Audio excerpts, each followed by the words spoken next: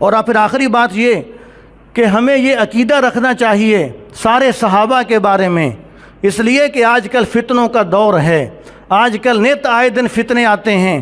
آپ صلی اللہ علیہ وسلم نے کہا تھا، فرمایا تھا کہ قیامت کے قریب ایسا وقت ہوگا کہ جس طرح تسبیح کا دھاگا توڑ دیا جائے، اس کے دانے ٹک ٹک کر کے لگاتار گرنے شروع ہو جاتے ہیں۔ فرمایا کہ قیامت کے قریب اس طرح فتنے آئیں گے، اس طرح فتنے آئیں گے۔ اور آج ہم اپنی آنکھوں سے دیکھتے ہیں کہ واقعتاً بے شمار فتنے ہیں، بے شمار فتنے ہیں۔ کوئی انبیاء علیہ السلام کی طرف زبان درازی کرتا ہے، کوئی صحابہ کے بارے میں، کوئی کسی چیز پر، دین کے کسی چیز پر اعتراض کرتا ہے، تو یہ بے شمار فتنے ہیں۔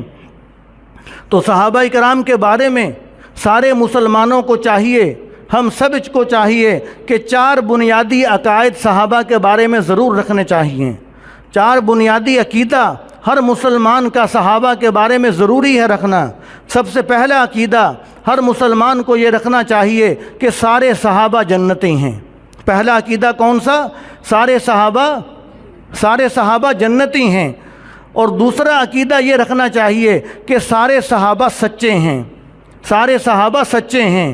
یہ اس لیے کہا کہ جب حدیث کے اندر، جب احادیث کے راویوں کے اندر بحث ہوتی ہے، مثال کے طور پر کوئی حدیث شریف ذکر کی جاتی ہے تو اس کے راوی کون ہیں؟ یہ حدیث ہم نے اس سے سنی، اس نے اس سے سنی، اس نے اس سے سنی، تو اوپر تک نبی کریم صلی اللہ علیہ وسلم تک درمیان میں جتنے راوی ہوتے ہیں تو تمام راویوں کے بارے میں کلام کیا جاتا ہے کہ یہ راوی کیسا تھا، اس کی تحقیق کرو، یہ راوی کیسا تھا، اس کی تحقیق کرو، یہ روایت کرنے والا کیسا تھا، اس کی زندگی دیکھو۔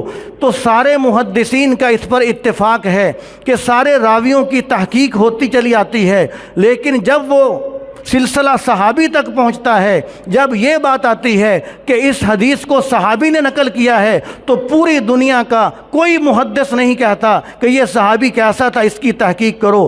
صحابی کے مستند ہونے کے لیے اتنا ہی کافی ہے کہ وہ صحابی ہے، اس نے کہ وہ حضور کا شاگرد ہے، وہ حضور کی تربیت یافتہ ہے۔ صحابی کے لیے اتنا ہی کافی ہے کہ وہ شاگرد کس کا ہے؟ حضور کا شاگرد ہے، وہ حضور کی تربیت یافتہ ہے۔ کسی صحابی کے بارے میں کوئی یہ نہیں بات کرتا، کوئی بھی محدث یہ نہیں کہتا کہ یہ صحابی کہتا تھا، روایت کو چیک کرنے کے لیے اس کی تحقیق کرو، اس لیے کہ بات صحابی پر آگی، وہاں پر بالکل خاموشی ہو جاتی ہے۔ تو اس لیے دوسرا بنیادی عقیدہ یہ رکھنا ضروری ہے کہ سارے صحابہ سچے ہیں، سارے صحابہ سچے ہیں۔ اور تیسرا بنیادی عقیدہ ہر مسلمان کا یہ ہونا چاہیے کہ سارے صحابہ معیار حق ہیں، اس لیے کہ آپ صلی اللہ علیہ وسلم نے فرمایا کہ اصحابی کا نجوم بھی یہ مقتدیتم اہتدیتم، میرے سارے صحابہ ستارے ہیں، تم جس کی بھی اقتداء کرو گے ہدایت پا جاؤ گے۔ سارے صحابہ معیار حق ہیں، کس ایک صحابی کی بھی مان لو گے تو آدمی کے لیے کامیابی ہے۔ یہ تیسرا بنیادی عقیدہ رکھنا ہر مسلمان کے لیے ضروری ہے۔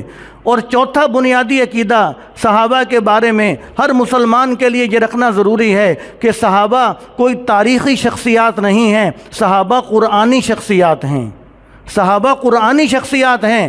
صحابہ کو جاننے کے لیے ہم تاریخ کو نہیں دیکھیں گے کہ تاریخ میں کیا لکھا ہے، تاریخ تو لوگوں نے لکھی ہے، انسانوں نے لکھی ہے، جس کا جو جی چاہے وہ تاریخ کے اندر لکھ دے۔ صحابہ تاریخی شخصیات نہیں ہیں، صحابہ قرآنی شخصیات ہیں۔ اگر صحابہ کے بارے میں معلومات حاصل کرنی ہوگی تو ہمیں قرآن کھولنا ہوگا سب سے پہلے، تو قرآن میں یہ چمکتا ہوا نظر آئے گا رضی اللہ عنہم ورضوا عنہ، کہ سارے صحابہ اللہ تعالیٰ سے راضی ہیں، اللہ سارے صحابہ سے ہے۔ اور قرآن میں کہیں ہم الراشدون کہا، کہیں ہم المفلحون کہا، کہیں ہم المتقون کہا، جگہ جگہ پر صحابہ کرام کی شان اللہ تعالیٰ نے قرآن پاک کے اندر بیان فرمائی۔ تو صحابہ تاریخی شخصیات نہیں ہیں، صحابہ قرآنی شخصیات ہیں۔ تو یہ 4 عقیدے ہر مسلمان کا صحابہ کے بارے میں ضروری ہے۔ سب سے پہلا عقیدہ کہ سارے صحابہ جنتی ہیں، دوسرا عقیدہ سارے صحابہ سچے ہیں، تیسرا عقیدہ سارے صحابہ معیار حق ہیں، جس کی بھی اقتداء کرو گے کامیاب ہو جاؤ گے۔ اور چوتھا عقیدہ یہ رکھنا ضروری ہے کہ صحابہ کو دیکھنے کے لیے اور صحابہ کو جانچنے کے لیے تاریخ نہیں قرآن کھولا جائے گا۔ صحابہ کتابی اور تاریخی شخصیات نہیں ہیں، صحابہ قرآنی شخصیات ہیں۔ جب یہ چار عقیدے مسلمان کے پکے ہوں گے تو پھر آدمی صحابہ کے بارے میں گستاخی کرنا سوچ بھی نہیں سکے گا۔ تو دعا ہے کہ اللہ تعالی ہمیں عمل کی توفیق عطا فرمائے۔ وآخر دعوانا الحمدللہ رب العالمین۔